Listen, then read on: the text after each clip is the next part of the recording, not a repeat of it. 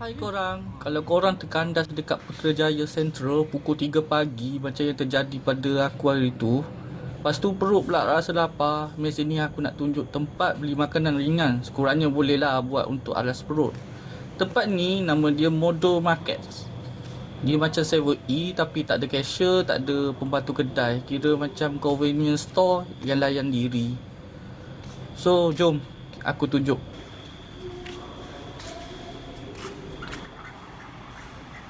Kita buka, masuk. Dalam kedai ni memang panas lah. Aircon ada tapi aku rasa orang masuk bau dia aktif balik. Kalau tidak memang panas lah.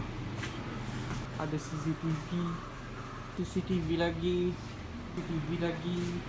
Banyak CCTV lah.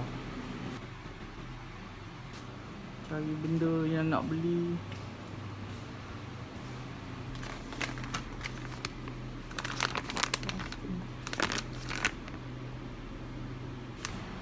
Ada roti,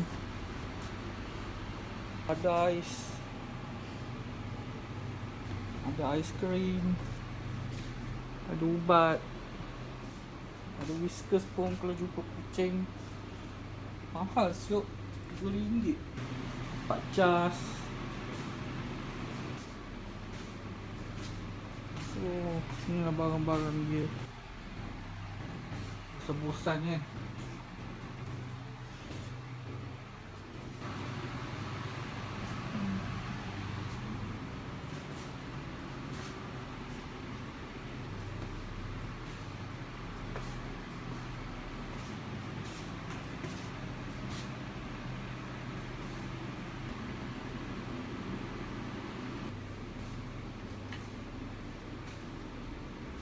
Apa beli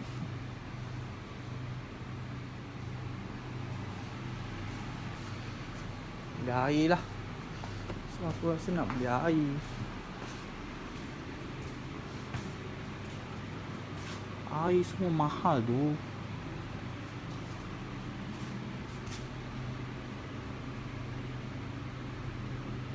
Air mineral pun di exposing, tahu tak?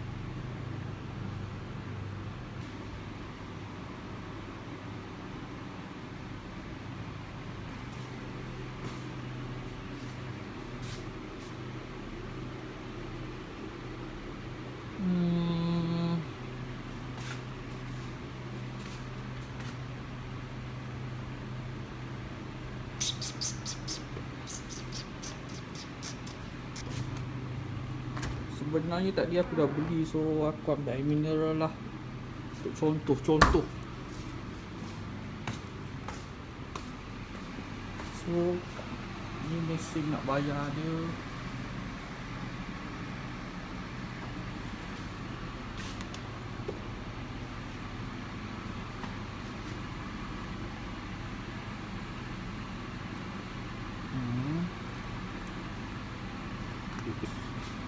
Tekan start. Lepas tu scan dia punya barcode.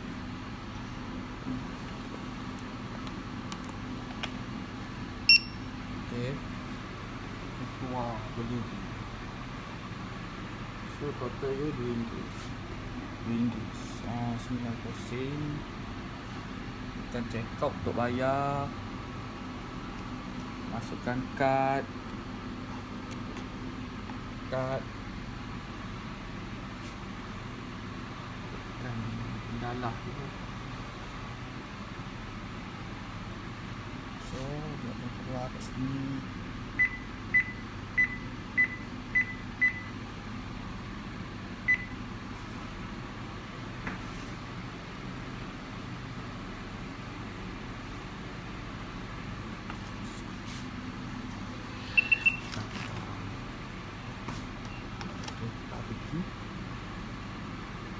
Serta